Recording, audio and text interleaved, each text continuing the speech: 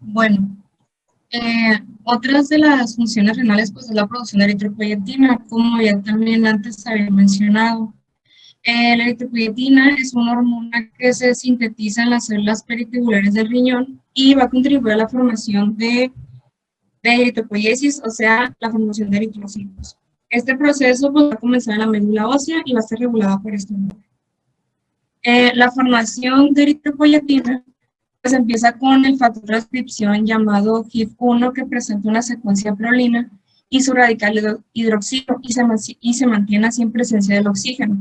En condiciones normales siempre se encuentra hidroxilado y se ha reconocido por otra proteína llamada HIF-alfa. Este factor de transcripción se une al genoma cuando está hidroxilado. En estado de hipoxemia, donde la hidroxilación es posible por la falta de oxígeno, pues este no se va a poder ser hidroxilado. Y se encontrará el factor de transcripción óptimo que puede unirse a regiones promotoras y funcione para la formación de eritropoyetina. De esta forma, pues, la eritropoyetina, la hipoxia, se transforma en un precursor muy importante para la formación de eritropoyetina. En la siguiente. La regulación de la eritropoiesis pues, se da mediante 4 mecanismos. Mediante la regulación de la presión del oxígeno, cuando estamos en estado de hipoxemia, la regulación mediada por la testosterona, ya que la testosterona inhibe la señalización de la BMP en hepatocitos que induce la supresión de la epsina, y la epsina actúa bloqueando el flujo de hierro. También la regulación de la temperatura, cuando estamos expuestos a bajas temperaturas, lleva a una elevación de eritrocitos y una regulación parácrina, ya que la producción de la eritropoyetina en el sistema nervioso protege el daño isquémico y apoptosis de neuronas. Y pues ya será todo por mi parte referente, nada más la mencioné porque pues obviamente es importante decirla, ya que también se produce en el riñón.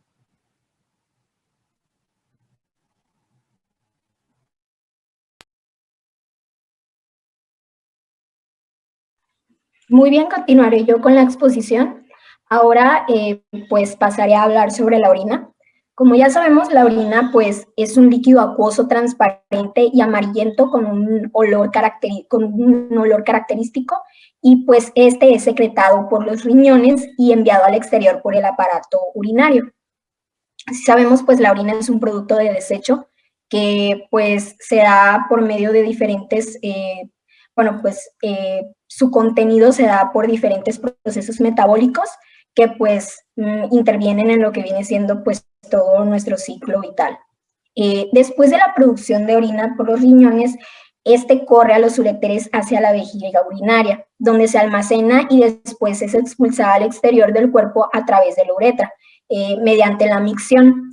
Si recordamos nuestras clases de anatomía, el maestro nos mencionaba que la orina pues se guardaba en esta bolsita que viene siendo pues la vejiga y que no se excretaba toda en un momento, debido a que tenía que pues tener un componente adentro, debido a que podía aplastarse o podía, no recuerdo la palabra exacta que había mencionado el doctor, pero podía pues oclusionar, algo así, que pues tenías problemas con tu vejiga. El volumen de orina puede variar de 0.5 litros a más de 10 litros de orina al día. El volumen mínimo necesario para eliminar los productos del metabolismo, principalmente el nitrógeno excretado por urea. Si recordamos, pues este es muy importante debido a la producción de proteínas, la sintetización de proteínas, y debido a un gran proceso que se lleva a cabo, es de aproximadamente 0.5 litros por hora, y la osmolaridad del filtrado glomerular es de aproximadamente 300 milimol sobre litro, y la osmolaridad de la orina varía de 50 a 1200 milimol sobre litro. Como ya lo había dicho anteriormente, pues esto varía dependiendo de pues la producción, varía de la cantidad que nosotros pues necesitamos para poder vivir, debido a que pues no tenemos las mismas actividades, y debido a esto pues tiende a variar. ¿Puedes darle a la siguiente, por favor?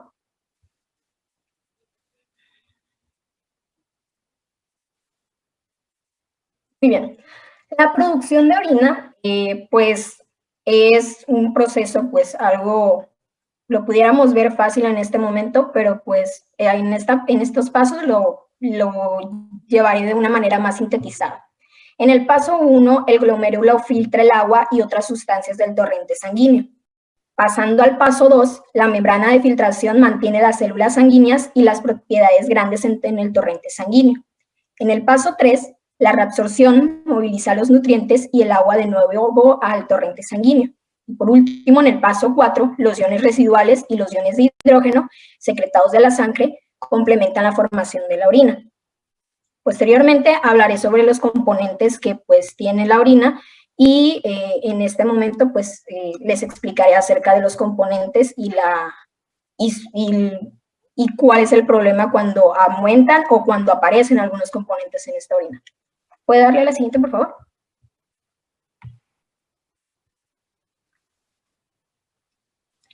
Las funciones de la orina pues son muy importantes y tienen muchas funciones.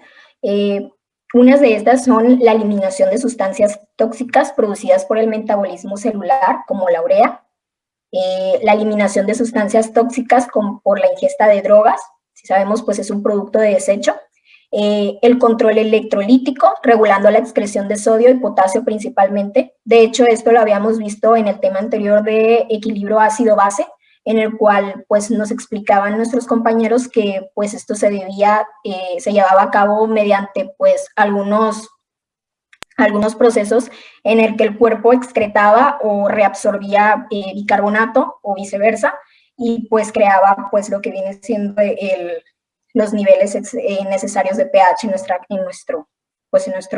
sangre o en nuestro cuerpo. También regula pues tiene funciones de regulación hídrica o de la volemia para el control de la tensión arterial. De hecho, esto lo explicaremos con más profundidad a cómo pasa nuestra exposición, debido a que en temas posteriores se habla de una manera más concreta, y el control del equilibrio ácido-base, como lo había mencionado anteriormente. ¿Puedes darle a la siguiente, por favor?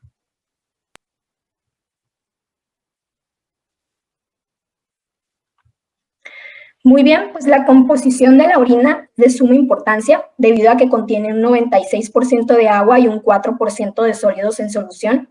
Cerca de la mitad de los sólidos son urea, el principal producto de degradación del metabolismo de las proteínas. El resto incluye nitrógeno, cloruros, colesteroles, cetoesteroles, fósforo, amonio, creatinina y ácido úrico. ¿Puedes darle a la siguiente, por favor?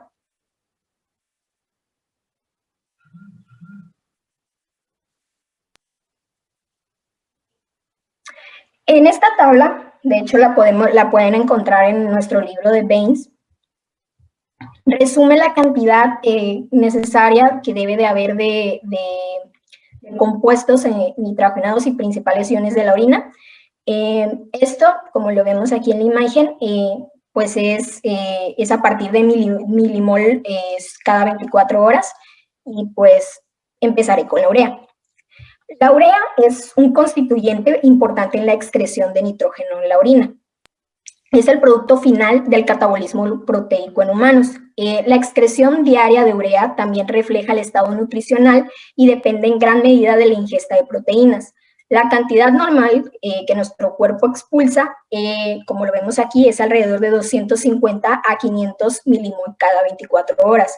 Si nosotros recordamos, pues este tema fue de suma importancia en el semestre pasado, debido a que pues gracias a esta se regulaba la cantidad de amoníaco que había pues en nuestro cuerpo. La siguiente es la excreción de ácido úrico, es de alrededor de 1 a 5 milimol cada 24 horas. Este depende fundamentalmente de la degradación de purinas endógenas, pero también puede elevarse en una dieta rica en purinas. Después, como nosotros sabemos, la creatinina, si nosotros también recordamos el tema de metabolismo en lo que viene siendo el músculo, recordamos que la fosfocreatina era el principal contribuyente para poder que se llevara a cabo la función del músculo, debido a que pues gracias a ella pues se llevaba a cabo un proceso en el cual podíamos pues mover prácticamente las fibras musculares. Si recordamos, la fosfocreatina al interaccionar creaba creatinina, que era el producto de desecho de esta. Entonces, pues la cantidad de creatinina en orina debe de rondar alrededor de los 7 a los 15 milimol cada 24 horas, que esta es secretada por medio de, pues, obviamente la orina. Y pues por último les hablaré sobre el amoníaco, que se genera en el riñón mediante la desaminación de la glutamina y el glutamato, y se excreta como ion amonio. La excreción diaria de amoníaco y fosfatos debe de ser, aproximadamente de, como lo dice aquí, 30 a 50 milimol cada 24 horas. Los siguientes que vienen aquí en la tabla pues son iones que normalmente normalmente nuestro cuerpo excreta debido a pues procesos metabólicos que pues varían en cantidades.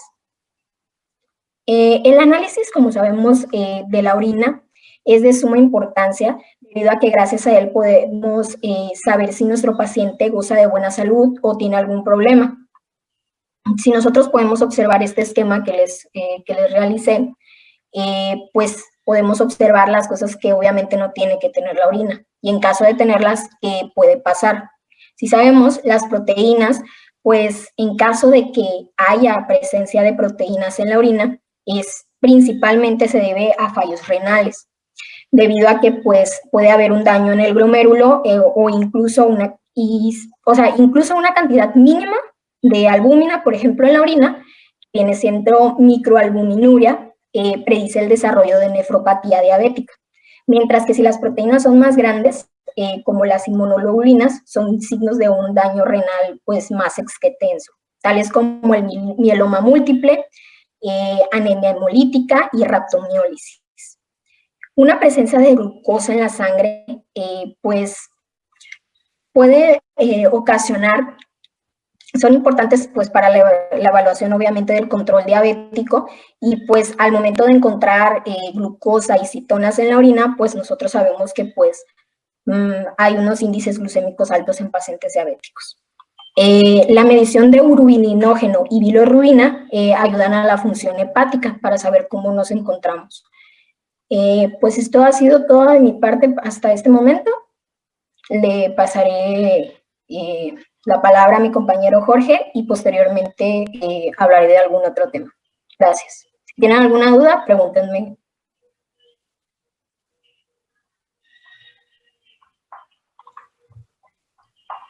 ¿No tienen dudas o preguntas hasta aquí? Bueno, si no tienen, le damos la palabra a Jorge. Gracias. Ok. Jorge Antonio. Bueno, pues yo les voy a hablar un poco sobre la valoración de la función renal, que pues algunas de las funciones del riñón ya se las han mencionado mis compañeras durante el día de ayer y pues ahora también. Tenemos que la filtración glomerular es una de las características, si no es que la característica más importante de la función renal. Esta se puede calcular midiendo el aclaramiento de un polisacárido, como lo puede ser la inulina, el cual no es secretado ni reabsorbido en los túbulos renales, que es el aclaramiento renal que les acabo de mencionar. Este es el volumen de plasma de una sustancia concreta que es aclarada por el riñón cada minuto. Algunas de las pruebas que se pueden realizar para el diagnóstico de una nefropatía puede ser las determinaciones de creatinina y urea en el suero. Y un valor promedio de la filtración glomerular es de 120 mililitros por minuto en hombres y 100 mililitros por minuto en mujeres.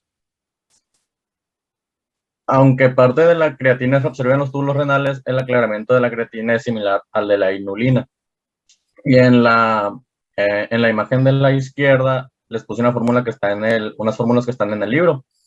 Y pues esos valores, por ejemplo, Pin significa es la concentración plasmática de inulina. La FG pues es filtración glomerular.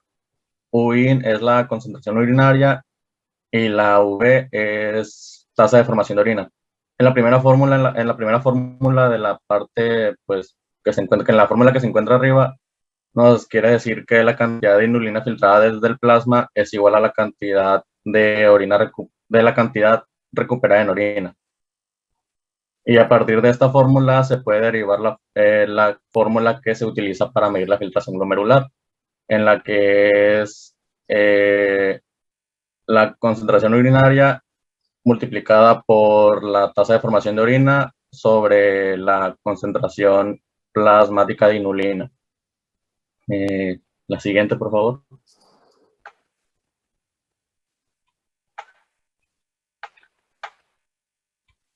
Ok. Los valores de la filtración glomerular estimada se calculan a partir de la concentración sérica de creatinina. Esto se lleva a cabo mediante ciertas fórmulas que incluyen diversos factores como lo puede ser la edad, el sexo, el peso, etc. Estas son utilizadas con fines de clasificación, de cribado y monitorización de una nefropatía crónica. Un aumento de la concentración sérica de creatinina puede reflejar el descenso de la filtración glomerular. La concentración de creatinina sérica se duplica cuando la filtración glomerular disminuye aproximadamente a un 50%.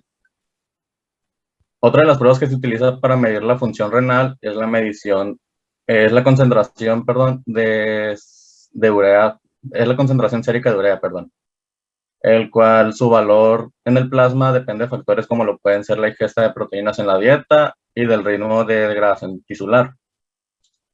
Algo que se me olvidó agregar ahí es que la determinación de creatinina y urea en suero es utilizada para el diagnóstico de una insuficiencia renal. Y esta insuficiencia renal puede conducir a una disminución en el volumen de orina y del aclaramiento de creatinina y un aumento en la concentración sérica de urea y de creatinina. Y ahí en la imagen de la izquierda se puede observar un poco lo que les acabo de mencionar. Igual esta es una imagen que se encuentra en el libro, en el RAINS, y es donde nos representa un poco lo que les acabo de mencionar sobre que al aumentar estas cantidades disminuye la función renal. Y esto sería todo por mi parte hasta el momento, doctora. Ok. Nada más les digo, no se asusten, todo lo que es fórmula, que es importante, nosotros no lo vamos a ver ahorita como tal, porque eso le corresponde propiamente dicho a fisiología.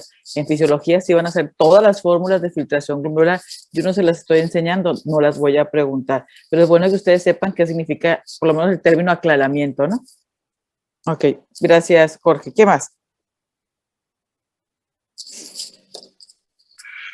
Ya sigo yo creo.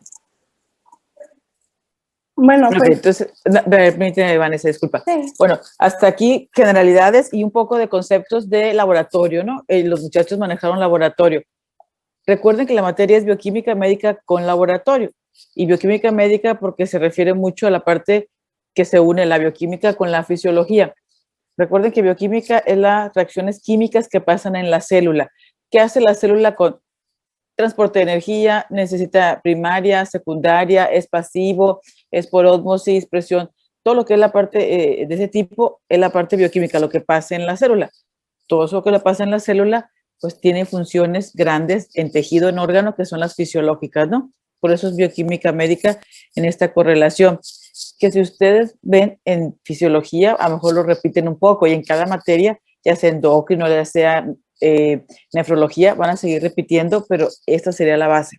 Entonces, ¿qué vamos a hacer? Lo que es normal, primer peldaño, y después ustedes van a ver cómo yo sé que la función, lo que me están diciendo, lo hace correctamente bien el riñón. Bueno, ustedes van a ver su clínica, ven al paciente y aparte le mandan pedir laboratorios. Esos son los estudios que ahorita explicaron los muchachos. Si yo encuentro esto, significa que yo interpreto esto. ¿Tendríamos preguntas o dudas para que pueda continuar, Vanessa? ¿No? Ok, entonces, Vanessa, ahora sí, dinos. ¿Qué Bueno, es lo que nos... pues continuando con la exposición, yo les hablaré un poco acerca de lo que pues corresponde con el control del volumen de líquido extracelular. Siguiente, por favor.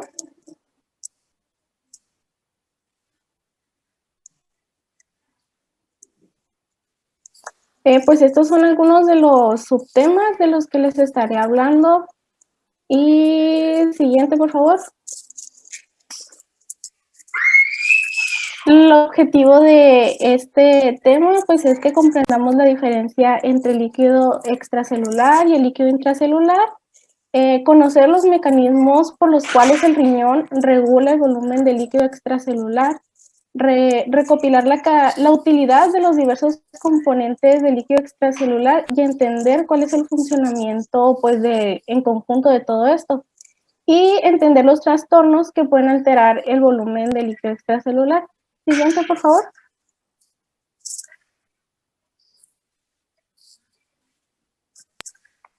Ciertos temas de los que les voy a estar hablando son cosas que a lo mejor ya vimos en exposiciones pasadas, pero consideré importante ponerlas aquí para que comprendan un poquito más el tema. Y pues de compartimientos de líquido corporal, pues ya lo vimos, pero lo explicaremos rapidito solo para pues comprender bien lo demás. El peso corporal total de una persona está compuesto por 40% de sólidos y 60% aproximadamente de líquidos. A este 60% le llamaremos agua corporal total. Esta agua corporal total se encuentra dividida a su vez en dos compartimientos, uno extracelular y uno intracelular. El líquido intracelular es este líquido que conforma alrededor de 2/3 partes del agua corporal total, que vendría siendo un equivalente de unos 28 litros aproximadamente. Y este líquido se encuentra pues distribuido dentro de las 100 billones de células y constituye aproximadamente 40% del peso corporal total. A su vez, el líquido extracelular es el líquido que está conformado por todos aquellos líquidos que se encuentran en el exterior de las células. Estos líquidos constituyen aproximadamente 1/3 del peso corporal total, que vendrían siendo como unos 14 litros.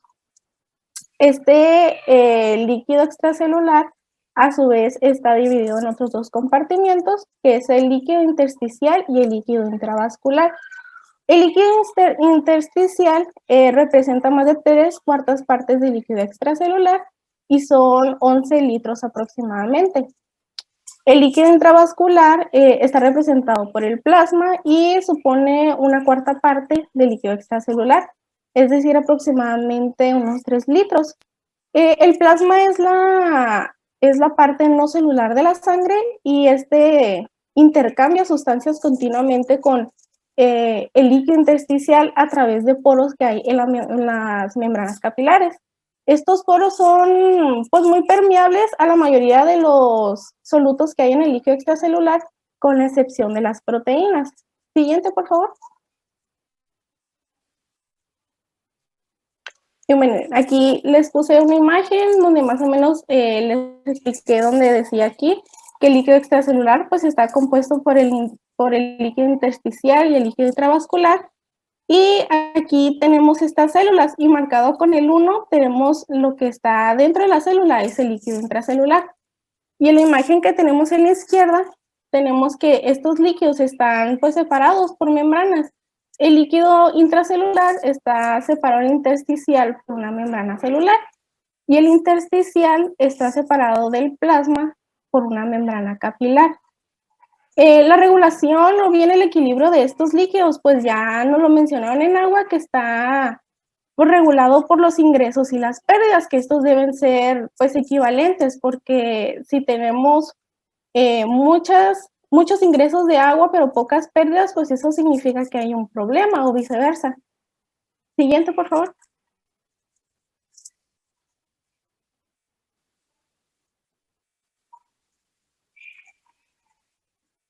Y aquí tenemos algunos de los constituyentes de estos compartimientos. En la imagen que les puse en el medio, pues podemos observar los principales constituyentes de estos compartimientos. Por ejemplo, en el líquido intracelular podemos observar que tenemos grandes cantidades de potasio, tenemos fosfatos y cantidades moderadas de magnesio y proteínas. Pero también tenemos muy bajas cantidades de sodio, cloro, bicarbonato y no tenemos casi ningún ion de calcio. Mientras que en el líquido extracelular podemos encontrar algunas diferencias como las concentraciones de sodio, de cloro y de bicarbonato, porque aquí son mayores que en el líquido intracelular. También podemos encontrar cantidades de potasio, calcio, magnesio, fosfato y ácidos orgánicos en menores cantidades. Y siguiente, por favor.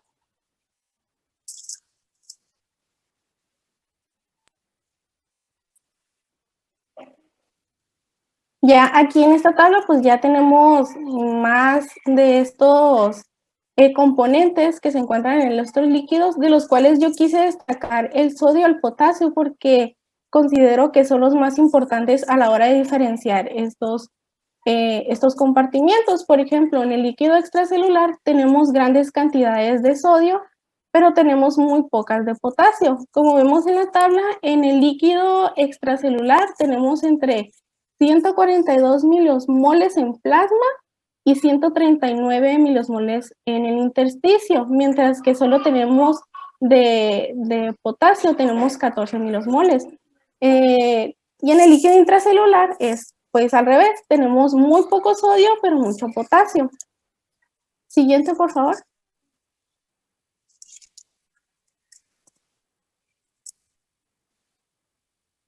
Pues la bomba sodio potasio ya la hemos visto casi en todas las exposiciones, pero también se las voy a mencionar. Y como ya sabemos, las moléculas pequeñas son transportadas a través de la membrana celular por medio de estas proteínas transportadoras, como son las bombas iónicas o los canales iónicos. La más importante pues es esta, la bomba sodio-potasio, y esta enzima usa ATP para transportar sodio y potasio en contra de sus gradientes de concentración. ¿Cómo lo hace? Pues la bomba sodio-potasio hidroliza una molécula de ATP y la energía que libera la impulsa a la transferencia de 3 iones de sodio desde la célula hacia el exterior y 2 iones de potasio desde el exterior hacia adentro de la célula. La bomba sodio-potasio es el primer determinante de la concentración citoplasmática de sodio. Esta mantiene los gradientes de concentración y los potenciales eléctricos a través de las membranas. Los gradientes que son creados por la bomba sodio-potasio permiten otros procesos de transporte pasivos en la célula, donde el sodio se transporta en función del gradiente de concentración pues, que se crea. Siguiente, por favor.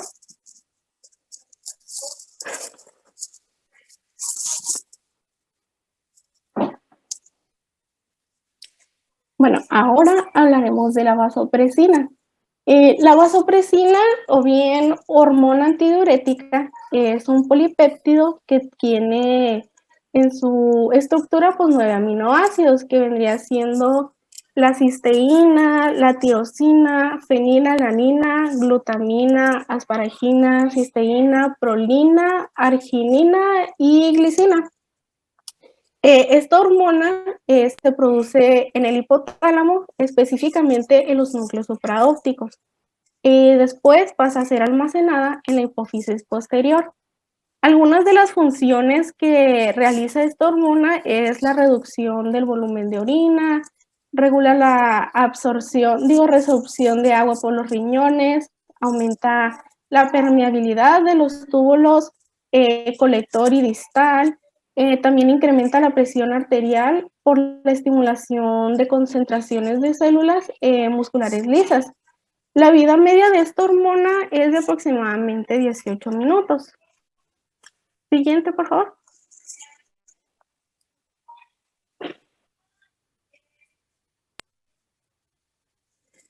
¿Cómo se da la concentración de la tonicidad del líquido extracelular? Pues ahora hablaremos acerca de los principales mecanismos homeostáticos que se operan principalmente a través de los riñones para conservar esta tonicidad y el volumen del líquido extracelular. La preservación de la tonicidad del líquido extracelular pues es la función principal de los mecanismos secretores de vasopresina y del mecanismo de la sed.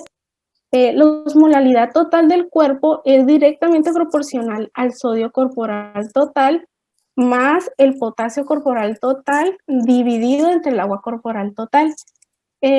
Esto es por esto que ocurren cambios en la osmolalidad de los líquidos del cuerpo cuando hay una desproporción pues, entre estos electrolitos y el volumen de agua que se ingiere.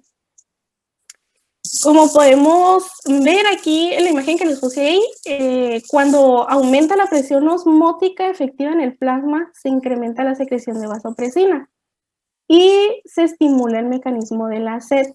Entonces, ¿qué pasa? El agua se retiene en el organismo y ¿qué pasa? Entonces, esto diluye el plasma hipertónico e incrementa la ingestión de agua. Por el contrario, cuando el plasma se vuelve hipotónico, disminuye la secreción de la vasopresina y se excreta agua libre de solutos.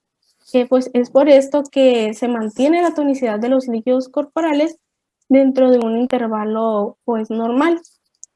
En un estado de salud, la osmolaridad plasmática fluctúa entre 280 y 295 milosmoles por kilogramo de agua. Siguiente, por favor.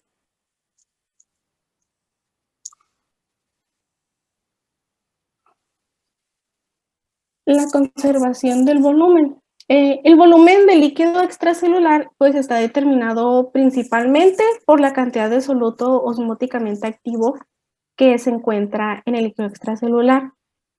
Dado que los iones de sodio y del cloruro son pues por mucho los solutos osmóticamente activos más abundantes en el líquido extracelular, y puesto que los cambios en el cloruro en gran medida pues son consecutivos a los cambios que hay en el sodio, las cantidades de iones de sodio en el líquido extracelular es el factor más importante que determina el volumen en este.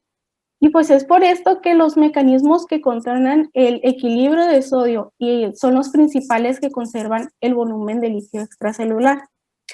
También hay un volumen de excreción de agua. Esto pasa cuando un aumento en el volumen de líquido extracelular inhibe la secreción de la vasopresina.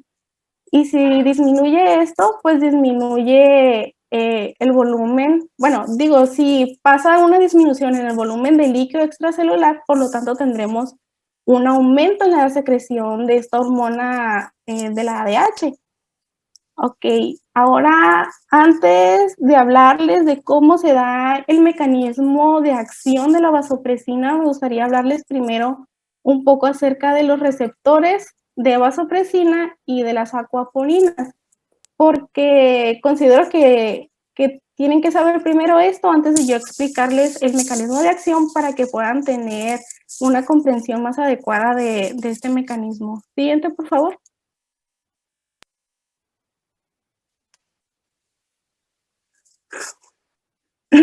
Existen por lo menos 3 clases de receptores de vasopresina.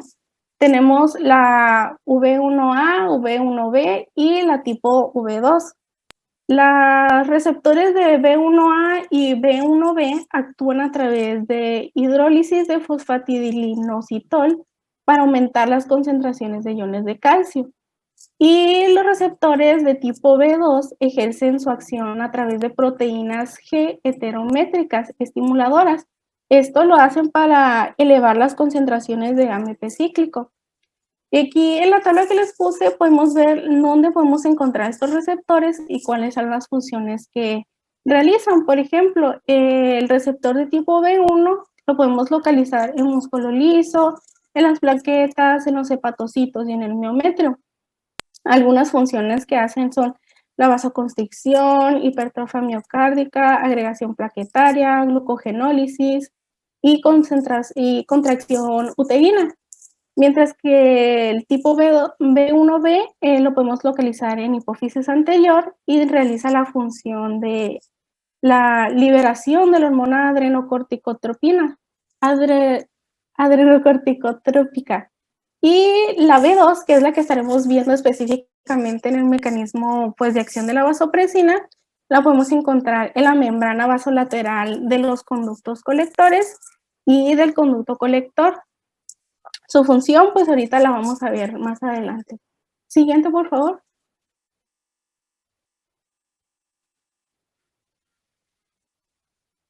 Aquí, ¿alguien me puede ayudar?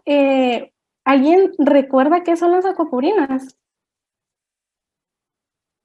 Pueden levantar la mano si quieren. ¿Sandra?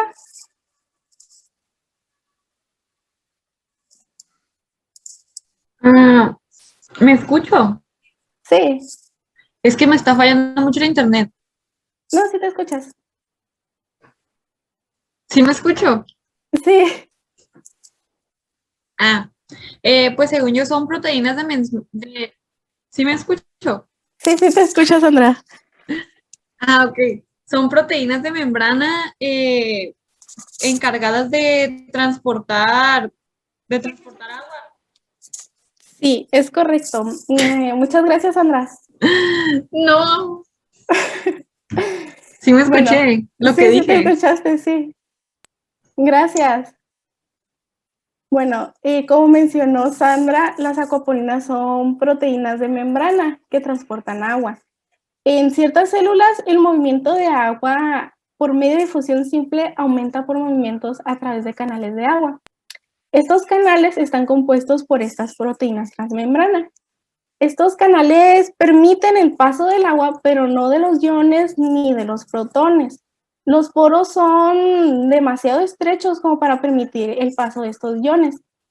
Los protones se excluyen por el hecho de que el átomo de agua, el átomo de oxígeno del agua se les une a dos residuos de asparagina que revisten el canal, lo que hace que el agua no esté disponible para participar en una transmisión de hidrogenión y de este modo se impide la entrada de los protones. Siguiente, por favor.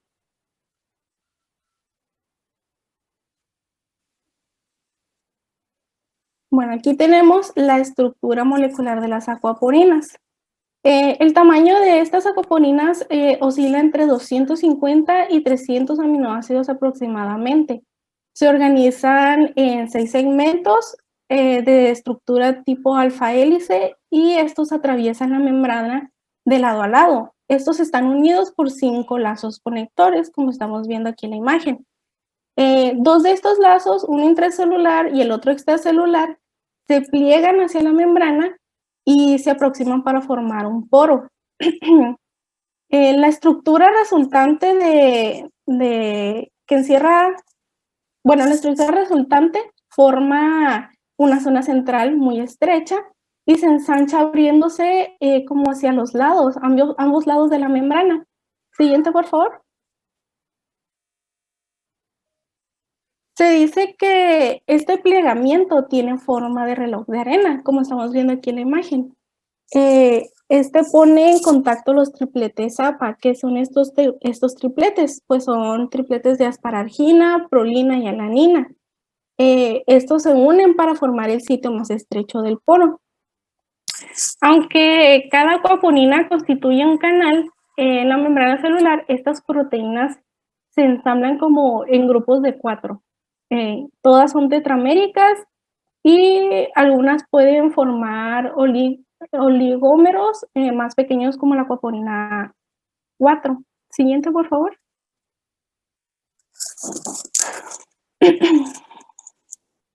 Y bueno, se dice, se han descubierto aproximadamente entre 10 y 13 aquaponinas, pero esto puede variar según pues de la fuente donde ustedes investiguen. Yo encontré 11 aquaponinas y aquí tenemos ciertas particularidades donde las podemos localizar y algunas enfermedades asociadas. Ahorita aquí en el mecanismo de la acción de la vasopresina, las que me gustaría mencionar pues son la aquaporina 2, la 3 y la 4, que son las únicas que van a tener pues función aquí a nivel renal. Siguiente, por favor.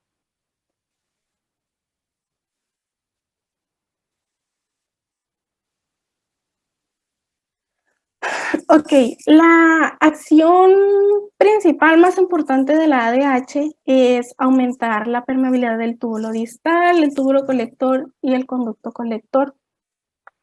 Esta acción ayuda al organismo a mantener el agua en circunstancias como pasa en la deshidratación. Si no hubiera ADH, la permeabilidad del agua en los túbulos distales y de los conductos colectores sería muy baja. ¿Esto qué haría? Haría que los riñones excretaran pues muchas cantidades de orina diluida. Ahora, ¿cómo se da el mecanismo de la acción de la ADH? Bueno, la ADH se une a receptores de tipo B2 que se encuentran situados en la última parte de los túbulos distales y los conductos colectores. Estos se acoplan a las proteínas G estimuladoras. Aquí estamos viendo la imagen, si me siguen. Y esto hace que se active el adenilato ciclasa. ¿Para qué? Para estimular la formación de AMP cíclico. Esto a su vez pues activa las proteínas sinasa A y la fosforilación de proteínas intracelulares para estimular el movimiento de la acuaporina 2 hacia el lado luminal de las membranas celulares. Las moléculas de la acuaporina 2, como vemos aquí, como que se agrupan y se fusionan con la membrana celular mediante exocitosis, y ¿qué hacen? Pues forman canales de agua. Estos canales permiten que haya una difusión rápida de agua a través de las células.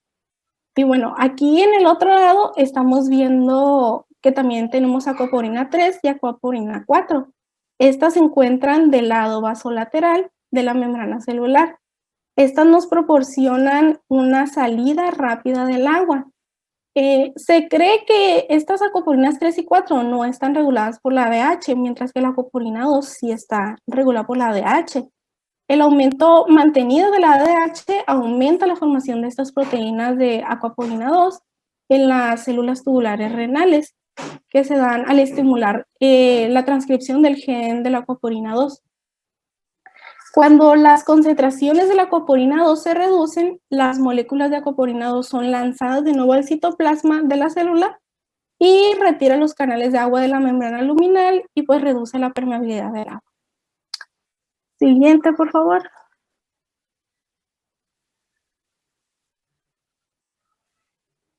Perdón, espérame, Vanessa, ¿ya va a ser la 1? No. Ay, es cierto. Vamos, te voy a dejar parchada.